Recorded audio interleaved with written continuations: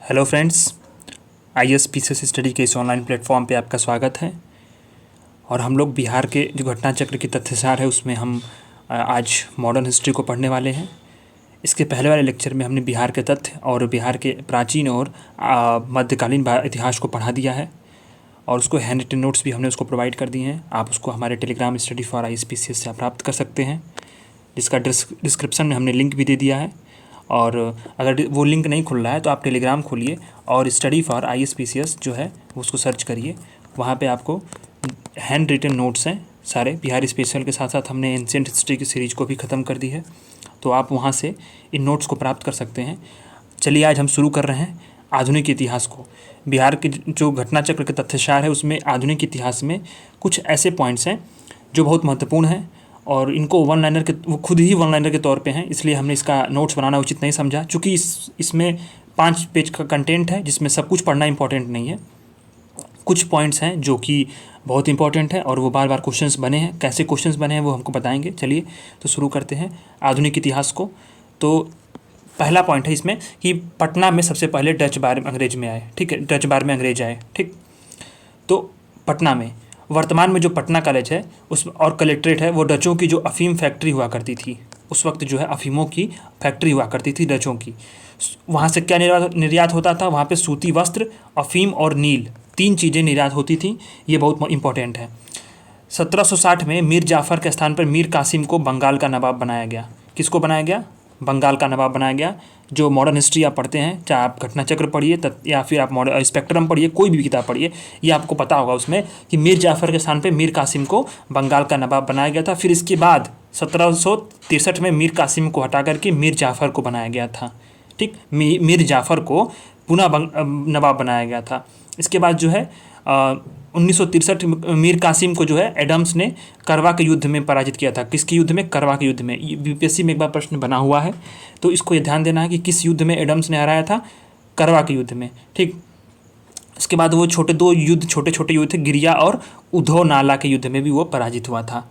इसके बाद आपको ध्यान देना है कुछ और, मतलब जो पॉइंट्स हैं इसको हम वन लाइनर के तौर पे इसमें हाईलाइट कर दिए गए हैं। सिर्फ उन्हीं को आप 2-3 बार रिवाइज करिए। आपका बाकी कुछ भी इससे अधिक एक्स्ट्रा करने की ज़रूरत नहीं है, सब इसी से हो जाएगा। फैक्ट जितने हैं सब प्रश्न यहीं से बनते हैं। 23 अक्टूबर 1764 को मीर कासिम जो है अवध का नवाब शुजाउद्दौला और मुग़ल सम्राट शाह आलम द्वितीय जो है, इन तीनों की जो ज्वाइंट मिलिट्री थी वो बक्सर के युद्ध में किससे पराजित हुई थी? ये बहुत इंपॉर्टेंट है। फिर मेजर हेक्टर मुनरो के द्वारा पराजित हुई थी। ठीक, कहाँ पे? बक्सर के युद्ध में। और इसके बाद इलाहाबाद की संधि, ये इलाहाबाद की संधि जो है और बक्सर के, ये सब इतने इंपॉर्टेंट प्रश्न हैं कि इनके जो तिथि है इसको ध्यान देना है। अब 12 अगस्त में छोड़ दीजिए, 1765 में कब हुई थी इलाहाबाद की संधि? 1765 में। और 1764 में क्या हुआ था? बक्सर का युद्ध हुआ था। मैच दी कॉलम दे देगा या फिर क्रोनोलॉजिकल ऑर्डर में दे देगा कि इन महत्वपूर्ण घटनाक्रमों को बढ़ते क्रम में बताइए। तो इस तरह से आपको इन सबों को याद रखना है कि 1764 जो है बक्सर का युद्ध है और 1765 जो है वो इलाहाबाद की संधि है। इसके तहत कितने 26 लाख रुपए थी। और इसके बाद जो है ईस्ट इंडिया कंपनी जो है बंगाल, बिहार और उड़ीसा की शासक बन गई थी। ये 26 लाख रुपए वार्षिक भुगतान किसको देना पड़ता था? जो तीनों हारे हुए, जो बक्सर के युद्ध में जो लोग हारे हुए थे, तीनों शासक। ठीक, तो उनको जो है ये वार्षिक भुगतान करने पड़ते थे। प्रमुख विद्रोह, अब याद रखना है कि प्रमुख विद्रोह से प्रश्न आता ही है बिहार स्पेशल में एक बहुत, क्योंकि यहाँ पे बहुत आधुनिक भारत में जो विद्रोह हुए वो बिहार और झारखंड और छत्तीसगढ़ और बंगाल के जो एरिया हैं जिसको पूर्ण रूप से एक बंगाल कहा जाता था, तो ये यहीं से सब कुछ विद्रोह हुए, यहीं से आरंभ हुए। और आधुनिक से सहित प्राचीन से लेकर सभी जो ऐतिहासिक घटनाएं हुई हैं, ये बिहार उसकी जन्मदाता और जन्मभूमि भी रहा है। तो विद्रोह से प्रश्न आएगा, कैसे आएगा? मैच दी कॉलम में आ सकता है, सन पूछ सकता है या फिर नेतृत्वकर्ता पूछ सकता है। ठीक, तो इनको आपको ध्यान देना है। तो चूँकि वन लाइनर के तौर पे हैं तो इसमें ज़्यादा कन्फ्यूजन वाली कोई बात नहीं है। इसको वन फॉरवर्ड स्टेटमेंट के तौर पे आप इसको एकदम लर्न करते जाइए। ठीक, तो रॉबर्ट क्लाइव के काल में मुंगेर और इलाहाबाद के सैनिकों ने विद्रोह किया था। इसे क्या बोलते हैं? व्हाइट म्यूटिनी बोलते हैं, यानी श्वेत विद्रोह बोलते हैं। 1760-61 में क्या हुआ था? नील विद्रोह हुआ था। वहाबी आंदोलन वहाबी आंदोलन कहाँ हुआ था? पटना जो है इस आंदोलन का केंद्र था। और वहाबी आंदोलन के प्रवर्तक कौन थे? अब्दुल वहाब थे। बहुत इंपॉर्टेंट है। फराजी आंदोलन क्या हुआ था? फराजी आंदोलन में हाजी शरीयतुल्लाह और इसके मुख्य नेता थे, और पटना इसका केंद्र था। जो कुछ पटना केंद्र दिया है, सारे जो इम्पोर्टेंट, सभी नहीं पढ़ना है इसमें विद्रोह, जो इम्पोर्टेंट है उसको हमने हाईलाइट किया हुआ है। जो नूनिया विद्रोह है वो क्या है? सोरा उत्पादक जो है बिहार से सोरा उत्पादक, ये बहुत इंपॉर्टेंट है। सोरा उत्पादन क्षेत्र कहाँ था पूछ देगा तो आपको देना है। और उससे भी समझ विद्रोह क्या है? पटना ये नूनिया विद्रोह है, ठीक है। और लोटा विद्रोह क्या है? जेल के कैदियों का विद्रोह था, ठीक। अच्छा, इसको सन को आप मत याद करिएगा, पर याद रखिए कि ढाल विद्रोह है वो उसके प्रमुख क्षेत्र क्या थी? सिंहभूमि थी। चुआर विद्रोह का तो है, चुआर विद्रोह हुआ था, इसमें रघुनाथ महतो और श्यामगंजन जो है, 2-3 जो नाम है ये बहुत इंपॉर्टेंट है। चीरो विद्रोह का सन याद रखिएगा, चूंकि ये प्रश्न बना हुआ है 1770 से लेकर 1771, और ये प्रमुख क्षेत्र क्या था? पलामू वाला क्षेत्र था। चित्रजीत राय और जयनाथ सिंह जो है, ठीक।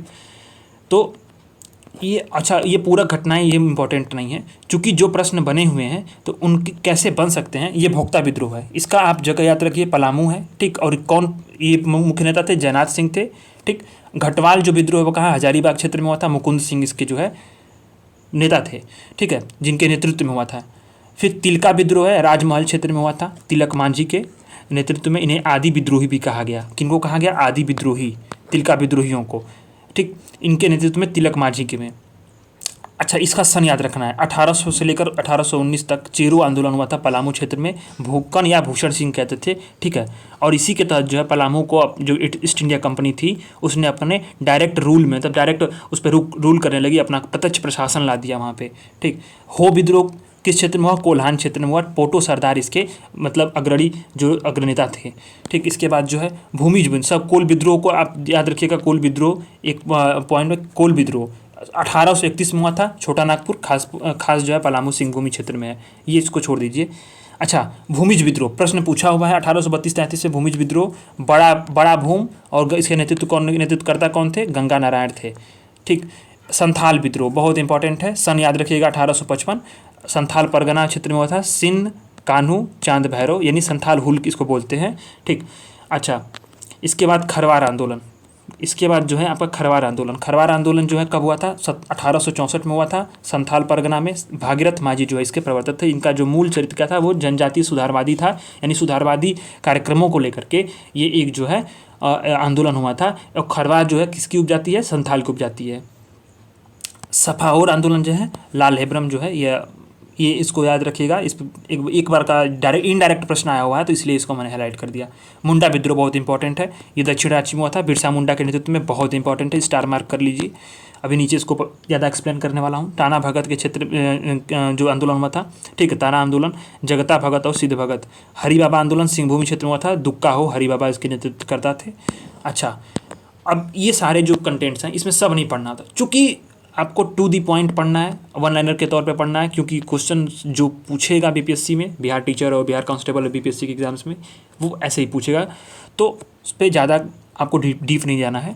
तो जो इंपॉर्टेंट है बस उसको पढ़ना, ताकि बार बार रिवाइज हो सके। और बार बार रिवाइज होने का कारण इसका फ़ायदा ये होगा कि जो क्वेश्चन आएंगे वो गलत नहीं होंगे। तो कोल विद्रोह जो है, कोल विद्रोह क्या है? बिहार का पहला सुसंगठित और व्यापक जनजाति विद्रोह है। इसके केवल मतलब इतना विद्रोह था कि केवल हजारीबाग का जो है, केवल हजारीबाग का क्षेत्र छूता था, बाकी सब क्षेत्रों में ये फैल चुका था। कोल विद्रोह के बाद जो है छोटा नागपुर शासन व्यवस्था में महत्वपूर्ण परिवर्तन किए गए थे। क्या परिवर्तन किए गए थे? परिवर्तन 2 थे इसमें, ठीक। इसमें परिवर्तन के तौर पे शासन के लिए 2 परिवर्तन महत्वपूर्ण है। भारतीय चार्टर एक्ट अधिनियम 1833 के तहत रेगुलेशन जो है आपका 13 का प्रावधान किया गया। रेगुलेशन 13 का प्रावधान किया गया किसके एक्ट के तहत? भारत चार्टर एक्ट जो है 1833 के तहत। अच्छा, 1833 के तहत और कौन कौन से महत्वपूर्ण प्रावधान है, इसको आप पॉलिटी सेक्शन में पढ़िएगा।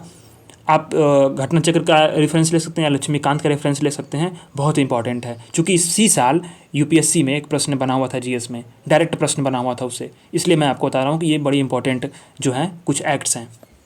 शासन की जो जिम्मेदारी थी वो गवर्नर जनरल के प्रतिनिधि को सौंपी गई थी इस पद पर, यानी दूसरा सबसे महत्वपूर्ण बदलाव। और इस पद पर जो प्रतिनियुक्ति प्रथम कौन था? कैप्टन थॉमस विलिंगसन थे। ये इंपॉर्टेंट है।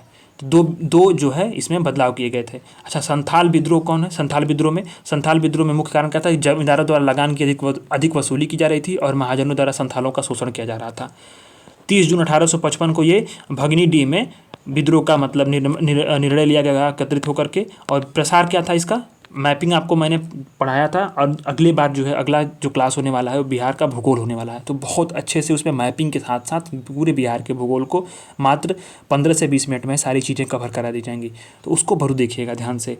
तो इसका जो है विद्रोह का प्रसार क्या है? भागलपुर से वर्धमान तक हो गया था। बाराहाइत जो है वो विद्रोहियों का मुख्य केंद्र था, इसको ध्यान रखिएगा, बाराहाइत। ठीक, इसके बाद जो है, अच्छा इसके बाद ये याद रखना है कि इसमें और कौन कौन से जो है मुख्य जो है प्रावधान थे, तो मुख्य घटनाएं हुई थी। एलिस एडम्स की रिपोर्ट के आधार पर 1855 के अधिनियम 37 के तहत दामिन ए कोह का नाम बदलकर संथाल परगना कर दिया गया। दामिन ए कोह के अंदर, जिसमें अंदर संथाल परगना में कौन कौन से 4 जिले आए गए थे? दुमका था, देवगढ़ था, गोड्डा था और राजमहल था। ये 4 जिले लाए गए थे। अच्छा, यूल नियम, ये बहुत इंपॉर्टेंट है। ये प्रश्न एकदम स्टार मार्क करिए, हो सकता है प्रश्न इसी बार भी रिपीट कर जाए, एकदम स्टार मार्क करिए। तो कमिश्नर जॉर्ज यूल की सहायता से नया पुलिस कानून लाया गया था, इसे यूल नियम कहते हैं। कब लाया गया था? 1856 में, यानी 1857 की क्रांति से 1 साल पहले मात्र। संथाल विद्रोह की महत्ता दर्शाते हुए कार्ल मार्क्स ने इसे क्या बोला? भारत की प्रथम जन क्रांति माना। किसने माना? कार्ल मार्क्स ने मारा। ठीक, अच्छा, सफाहोर आंदोलन को जन्म देने वाला कारण बन गया था एक। ठीक, इसके बाद जो है अभी भी झारखंड सरकार जो है वो संथाल विद्रोह के सम्मान में 30 जून को हूल दिवस मनाती है। हूल दिवस। मुंडा आंदोलन को जैसे हुए, ठीक है, इसे महान उलगुलान या महान हलचल की संज्ञा दी जाती है, क्योंकि बहुत ज़्यादा व्यापक था इसका। और इसे जो है जो मुंडाओं का संगठित विद्रोह था, इसलिए इसे मुंडा विद्रोह बोलते हैं। क्यों हुआ था? सामूहिक जो भूमि स्वामित्व वाली व्यवस्था थी उसका जमींदारी भूस्वामित्व व्यवस्था में परिवर्तन हो गया था, और जटिल परिवर्तन था, जिसके कारण से बिहार में धार्मिक राजनीति का आंदोलन हुआ। अगर प्रश्न पूछ दिया कि मुंडा एक धार्मिक राजनीतिक आंदोलन था, तो आप जो है इस बात से कंफ्यूज मत होइएगा कि धार्मिक शब्द जो दिया है, जो इससे ये क्या मुंडा समझ नहीं, चूँकि है, ध्यान देना इसको कि धार्मिक और धार्मिक राजनीतिक आंदोलन था। इस शब्दों को ध्यान दीजिएगा आप लोग। इसके बाद जो है बिहार में जो बिरसा मुंडा की जो जन्मस्थली कहाँ पे है? रांची में है, जो वर्तमान में खूंटी है वहाँ पे। ठीक, उसी में हुआ था यहाँ पे इनका जन्म। बिरसा ने ईसाई धर्म को त्याग दिया था, पहले ईसाई धर्म में हुए थे, फिर इसके बाद आनंद पांडे के संपर्क में जाए, उन्होंने वैष्णव धर्म को अपनाया था। अच्छा, इसके बाद इसमें बहुत कुछ इंपॉर्टेंट नहीं है, इसमें जो ये सब प्रश्न इससे नहीं बनेगा। प्रश्न यहाँ बन सकता है कि विद्रोह के कारण पूछ सकता है। अगर वो विद्रोह के कारण कैसे पूछ देगा? वो स्टेटमेंट के तौर पे दे देगा, यानी कथन के तौर पे दे देगा, या फिर उसमें जो है एक ऑप्शन में कि यानी उसके विद्रोह के कारण क्या थे। ठीक, तो जो मुंडा विद्रोह के जो क्या थे वो, तो उस कारण के तौर पे 4 ऑप्शंस दे देंगे, जिसमें आपको सेलेक्ट करना होगा सही। तो उसके लिए आपको याद रखना है कि मुंडा जो है खूट-कट्टी व्यवस्था को समाप्त करना था, पहला। बैठ बेगारी प्रथा का प्रचलन था, यानी जो ये इसके बाद मिशनरियों के व्यापक भ्रांतियाँ और जो नीतियाँ थीं, और मुंडाओं का मोहभंग होना, ये भी एक बहुत बड़ा इंपॉर्टेंट रोल था, क्योंकि उस वक्त मिशनरियों ने धर्म परिवर्तन काफ़ी चरम उत्कर्ष पे करा दिया था। ठीक, और पुलिस और कानून व्यवस्था की जो निराशा थी, तत्कालीन कारण था छोटा नागपुर का वन सुरक्षा अधिनियम। 1894 का छोटा नागपुर का वन सुरक्षा अधिनियम बहुत इंपॉर्टेंट है, स्टार मार्क करिए इसको। वन सुरक्षा अधिनियम, ये इसी के कारण जो है ये इसमें जो है तत्कालीन कारण उस वक्त ये बन गया था। बाकी जो थी ये इसके एक सब्सिडरी जो है रीजन्स थे। तो इसके बाद जो है इसके परिणाम क्या हुए थे? परिणाम में सिर्फ एक परिणाम आप याद रखिए, सिर्फ एक परिणाम में आपको याद रखना कि काश्तकारी अधिनियम पारित करके खूटकंती अधिकारों को पुनर्स्थापित किया गया। बंधुआ मजदूरी पर और भू राजस्व की दरें जो हैं निर्धारित करके और बंधुआ मजदूरी पर प्रतिबंध लगाया गया। ताना भगत आंदोलन क्या है? उसको ताना भगत आंदोलन अप्रैल 1914 में शुरू हुआ था। ठीक, और इसका अर्थ होता है ताना, यानी तानना या खींचना। यह आंदोलन जो है अपने शुरुआती चरण में कुरुख धर्म, यानी कि कुरुख यानी उरांव का मूल धर्म के नाम से जाना गया। ठीक, इसका मूल काम था कि धार्मिक सुधार कार्य था। ठीक है, ताना भगत को जो है आगे चल के देवमनिया भगत, शिबू भगत, बलराम भगत और भीखू भगत नेतृत्व प्रदान के 4 जो है इसके प्रमुख सूत्र मांगे थी। और ये मांगे पूछ सकता है अगर कभी स्टेटमेंट पूछ दे तो, चूँकि प्रश्न की प्रकृति हमेशा बदल रही है। तो आपको आगे बीपीएससी के बदलते प्रश्न की प्रकृति के अनुसार आपको ध्यान देना है कि प्रश्न पूछ सकते हैं कि 4 सूत्री मांगे जो है क्या है, इसने उन्हें सुशासन प्रदान किया गया, राजपथ समाप्त किए जाए, समानता स्थापित की जाए, ठीक, इक्वालिटी, ठीक, और भू राजस्व की भू राजस्व को समाप्त किया जाए। अच्छा, एक बात और ध्यान देना है यहाँ पे कि गांधी जी ने जब असहयोग आंदोलन आरंभ किया था तो जो है सिद्धू भगत के नेतृत्व में ताना भगतों ने पहली बार भारतीय स्वतंत्रता आंदोलन में सम्मिलित हुए थे। ठीक, किसके नेतृत्व में? ताना मतलब सिद्धू भगत में के नेतृत्व में। अच्छा, 1922 में कांग्रेस के नया सम्मेलन और वर्ष 1923 के नागपुर सत्याग्रह में बड़ी संख्या में ताना भगत सम्मिलित हुए। अच्छा, कांग्रेस के जितने अधिवेशन बिहार में हुए हैं, एक मैं आपसे टास्क दे रहा हूँ, कांग्रेस के जितने अधिवेशन बिहार में हुए हैं उसको एक लाइन में, चूँकि मैं इसको टेलीग्राम पे डाल दूंगा 1 लाइन के तौर पे, 1 पेज का नोट्स बना करके, जितने कांग्रेस के सम्मेलन बिहार में हुए होंगे सारे को याद कर जाइए, उसमें किसकी अध्यक्षता में हुए और क्या महत्वपूर्ण निर्णय हुआ था। 1940 में रामगढ़ जो कांग्रेस अधिवेशन था उसमें ताना भक्तों ने महात्मा गांधी को 400 रुपये की भेंट की थी। यानी इसको याद नहीं, 400 रुपये भेंट नहीं इंपॉर्टेंट है, जो कांग्रेस का अधिवेशन है उसका सन और किसके नेतृत्व में होता है वो इम्पोर्टेंट है। अच्छा, 1857 है, उसमें अब बिहार के जो इतिहास है उसमें 1857 के विद्रोह का काफ़ी जो है उसका महत्वपूर्ण योगदान रहा है। 25 जुलाई 1857 को दानापुर में सैनिकों ने विद्रोह किया था। कब? 25 जुलाई 1857 को। 3 जुलाई 1857 को पटना में पीर अली के नेतृत्व में पटना में विद्रोह हुआ। आरा में जगदीशपुर और भोजपुर जिला के जमींदार बाबू कुंवर सिंह ने विद्रोही सैनिकों का नेतृत्व किया। कहाँ पे? आरा के जमींदार बाबू कुंवर सिंह ने, बहुत इंपॉर्टेंट है। अच्छा, चंपारण सत्याग्रह बहुत इंपॉर्टेंट, ये भी स्टार मार्क करिए। नील की खेती करने वाले अंग्रेज और स्थानीय किसानों का मत समझौता था, जिसमें 3 कठिया पद्धति भी करते थे, यानी कि 3/20 भाग पर नील की खेती करनी होती थी किसानों को। ठीक, इसके बाद जो है, अच्छा, राजकुमार शुक्ल जो थे वो किसानों की समस्या लेकर कहाँ गए थे? वो लखनऊ अधिवेशन, कांग्रेस के लखनऊ अधिवेशन 1916 में गांधी जी से मिले थे। फिर वो कलकत्ता में भी मिले, और कहाँ के थे वो? मुरली भरावा गाँव के निवासी थे। पटना पहुँचे कब? 10 अप्रैल 1917 को गांधी जी, और वहाँ से चंपारण पहुँचे थे। पटना में गांधी जी मजहरूल हक से मिले थे, मजहरूल हक से। इसके बाद बगान माली के संग सचिव जेम्स विलियमसन से मिले थे। 15 अप्रैल को मोतिहारी पहुंचे गांधी जी, और 22 अप्रैल को बेतिया पहुंचे थे। ठीक, ये जो है क्रम याद कर लीजिए, हो सकता है कभी प्रश्न पूछ दे, आयोग के दिमाग में आ गया तो। 1 मई 2018 को गवर्नर ने 1918 को, ये जो है ये इसको 2000 यहाँ पे मिस्टेक हुआ है घटना चक्र से, इसको ध्यान दीजिएगा, ये 1918 होगा, 1918, ये बुक में भी कुछ मिस्टेक हो गई हैं। तो गवर्नर जनरल ने 3 कठिया कानून को समाप्त कर दिया था। किसान सभा जो है ये बहुत इंपॉर्टेंट है। शाहजानंद ने 1929 में बिहार प्रांतीय किसान सभा की स्थापना सोनपुर के मेले में की थी। सोनपुर का मेला बहुत इंपॉर्टेंट है पटना का, तो बहुत ही इंपॉर्टेंट है। स्वामी शाहजानंद इसके क्या थे? अध्यक्ष थे, और श्री कृष्ण सिंह जो थे वो सचिव बने थे। 1936 में लखनऊ में अखिल भारतीय किसान सभा का गठन हुआ था। 1936 में लखनऊ में अखिल भारतीय किसान सभा का गठन हुआ था। ठीक, बढ़िया या बकरात आंदोलन जो है वो क्या था? वो लगान अदा न करने वाले किसानों की भूमि पर जमींदारों के पास चली जाती थी, इसी कारण इसे बकास्त बोलते थे। ठीक, तो इसी को लेकर के जो है ये आंदोलन हुआ, किसके नेतृत्व में? कायनानंद शर्मा के नेतृत्व में हुआ था।